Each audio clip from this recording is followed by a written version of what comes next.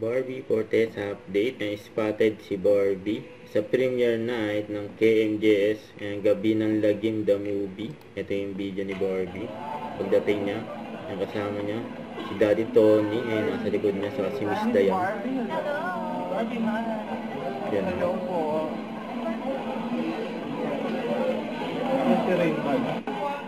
Ayan si Barbie. Just a red carpet. Please remind them, yung mga email na kami po manood na sa November 26 po, Ano ni Barbie,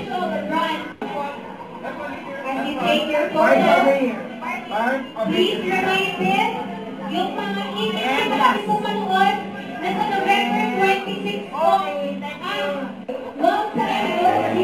Barbie. May speech si Barbie. Yan sa premiere night. Sige, bago ko sa picture, tatanungin muna kita. As someone nakakagawa lang ng horror film, horror side film, what are you expecting sa mga fellow artists mo na gawin mo tonight? Honestly, wala akong ini-expect dahil alam ko naman, magdinalingan nila lahat.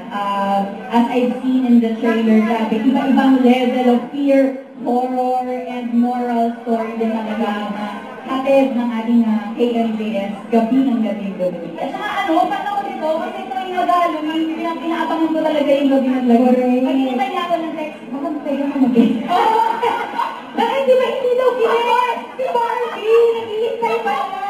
Laro ko yung abangan yun. So, ayan, pwede mo ibang bumate.